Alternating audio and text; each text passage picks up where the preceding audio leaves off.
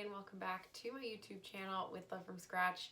Today I'm coming to you from my office, and I thought we would talk a little bit about spring and summer cleaning and decluttering because I feel like it's something that probably a lot of people are doing right now, and a lot of people are probably wondering, what do I do with all of this stuff now that I don't want it anymore?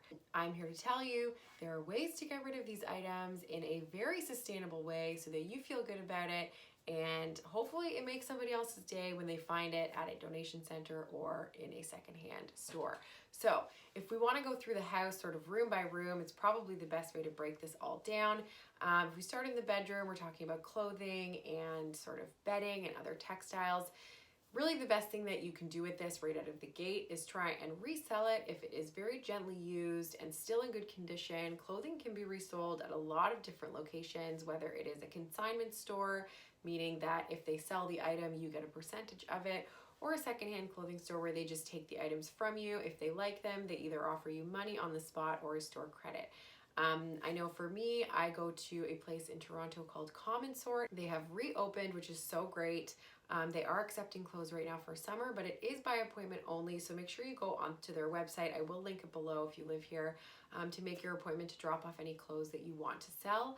And I also have found out that Value Village is back open, which I'm really excited about, but I'm also kind of nervous about because I don't know if I'm ready to go shopping there again right now. But I'm very excited to be able to go and donate some things because I have put aside a small amount of clothing and some other things that I'm ready to donate.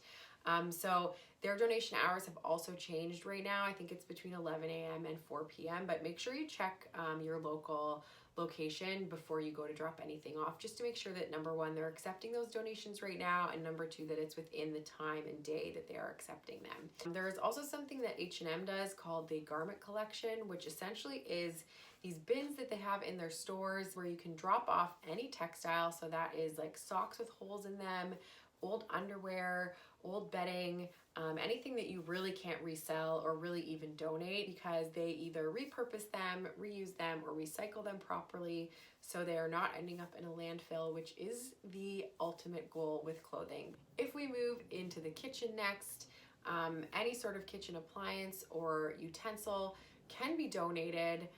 As long as it's still in functioning order to places like Value Village. You can try to resell some of these things on Kijiji if they are worth something.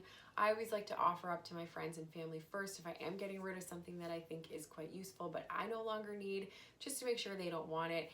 And if you live in a neighborhood where you know curbside collection is a thing, it's always a good idea to put a box out on the curb before you make the trip to a donation center. I always just make sure if I'm putting anything on the curb, I check the weather, I try to do it in the morning, and by the end of the day, if it's still there with my little free sign on it, then I will take it back inside and I will take it to a donation center. From there, we can move into the bathroom. I know we talked a lot last week about the bathroom, especially about waste from the bathroom. So I think most of the things we produce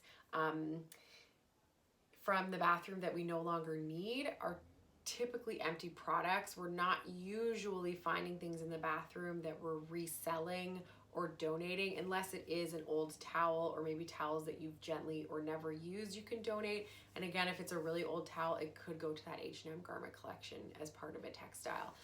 So I still would highly recommend, like I did last week, TerraCycle for anything that you're getting rid of in your bathroom, because it is hard to clean these things, especially if you are purging products that are almost empty and you're like, I don't use this anymore, it's expired. You know, we don't want to be dumping that stuff down the sink. TerraCycle is the way to go with that. So make sure that you take a look. I'll link it again below, but where the closest drop-off location is to you, so that you can sort of gather those things over time, and when you're ready to drop them off, you can do so. Back out into the living space of your home with any furniture or decor around your home. You can, of course, again, try places like Kijiji to try and resell some of these bigger items. You can also look to see if there are community programs that are helping families in need that might be able to use some of these appliances or furniture or home decor that you no longer need. In terms of electronics and other sort of like loose end things that you might have in a home office, there are a couple different options on how you can get rid of these things. So for any old wires or cords, old headphones, even old computers or cell phones. You can drop these all off at Best Buy and they actually recycle everything for you. And also any sort of old pens. I know that kind of sounds weird, but I think that we all tend to sort of hold on to pens. We don't realize that once they're dead, we just chuck them in the garbage. These actually you can take back to Staples and they will recycle those for you properly. So that's another really great alternative to throwing them away. And the last one is toxic or hazardous waste. I'm going to list off some of the things that are considered to be toxic or hazardous waste here in Toronto. So these things can include but are not limited to paint cans with paint in them or empty paint cans, nail polish, aerosol cans, furniture cleaners, insect poison cans, spray paint, batteries, cooking oil, pool chemicals, fluorescent lights, the list goes on. All of these things plus a plethora of others, which I will link below. But essentially this needs to be disposed of through the hazardous waste section and sector of our waste facilities here in Toronto. So you have two options here. Option number one, you can go to a hazardous waste drop-off location. And again, I will link below, or you can just call 311 and they can tell you where the closest one to you is. The second option is to order something called a toxic taxi. So if you're somebody that lives in like closer to the burbs, or you have a garage or an outdoor space where you tend to collect maybe some of these items, we don't really have space in our home to collect like a stack of paint cans, but I know that every single person that I know that has a garage has paint cans in them. So if you want to get rid of them, you can order something called a toxic taxi, which is a taxi basically that comes and picks up your hazardous waste. Now the only caveat is that you need to have at least 10 liters of hazardous waste, which is basically like 10-gallon paint cans.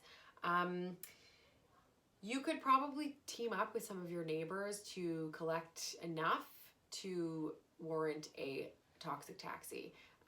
They take up to 50 liters, so definitely something that is worth looking into if you are somebody, especially if you're somebody who works in an industry where you do have a lot of leftover paints or a lot of leftover aerosol cans. It's a great way to get rid of them, and it means you don't actually have to go anywhere to do it. So super convenient, and it makes you feel good because you don't want to be putting that stuff down the drain or just throwing it in the garbage, because we want to make sure, especially with anything that is chemical based, that we're getting rid of it properly. Hopefully some of these tips have helped you if you are in the process of decluttering. If you have any questions, please leave them in the comments below and I will be sure to get back to you. If I missed anything, or if you know of other ways to donate any of the things that I talked about, please also put that in the comments. I really appreciate you guys tuning in, and if you want to see a big purge that I did in February of this year, it is actually linked in my highlight reel on my Instagram page at With Love From Scratch, so you can check that out. And again, thank you so much for tuning in. Happy Sunday, and I will see you